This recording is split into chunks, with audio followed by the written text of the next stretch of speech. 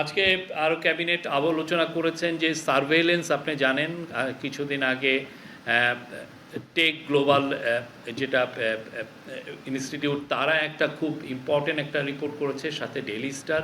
তো সার্ভেইলেন্সের ইকুইপমেন্ট আপনি জানেন যে এটা আগামী গত গভর্নমেন্টের সময় কিছু হিসাবে আসছে প্রায় $300 মিলিয়ন, কেউ বলছেন প্রায় $200 মিলিয়ন সার্ভেইলেন্স ইকুইপমেন্ট কেনা হয়েছিল। এবং পুরো জিনিসটা আমরা যেটা রিপোর্টে আমরা পড়ছি, যেটা টেক গ্লোবাল ইনস্টিটিউটের 70 পেজের যে রিপোর্ট সেখানে, এবং ডেইলি স্টারের রিপোর্ট, এখানে পুরোপুরি স্পষ্ট যে গত স্বৈরাচার সরকার বাংলাদেশের নাগরিক অধিকার হরণের জন্য এই সার্ভেইলেন্সের যে ইকুইপমেন্টগুলো সেগুলো স্পাইওয়্যার তারা ইউজ করেছেন এই অবৈধ নজরদারি করার জন্য, এবং আপনার ফ্রিডম অফ স্পিচকে আপনার যে আমাদের যে কনস্টিটিউশনে আমাদের যে গোপনীয়তার যেই রাইটটা দেওয়া হয়েছে সেটাকে তারা খর্ব করেছেন।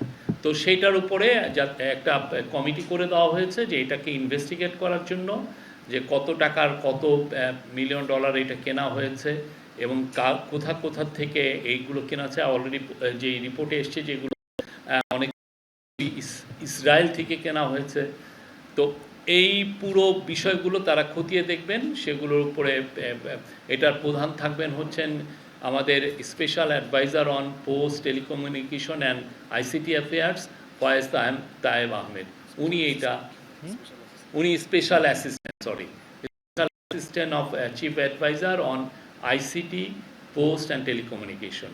উনি এটার নেতৃত্ব দিবেন এবং এইটার ফলে যেটা হবে যে কীভাবে করা হয়েছে এবং এটা কীভাবে ইউজ করা হয়েছে। হ্যাঁ, এবং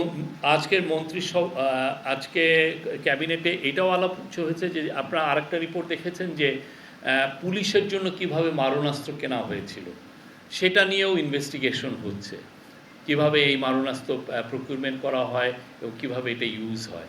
এই সরকার আনলফুল কোনো কিছু করছে না, এটুকু আমি বলতে পারি। কোনো আনলফুল কোনো কাজ করছে না। এবং এইটা যে আগের গভর্নমেন্ট কীভাবে এইটাকে আড়িপাতা কীভাবে ওরা ইউজ করেছে এবং আনলফুলি কীভাবে ব্যবহার করেছে, তার প্রকিউরমেন্ট প্রসেসটা থেকে কীভাবে ইউজগুলো হয়েছে, পুরো জিনিসটা আপনার আমার কীভাবে নাগরিক অধিকার খর্ব করা হয়েছে, এই পুরো জিনিসটা এই কমিটি দেখবেন।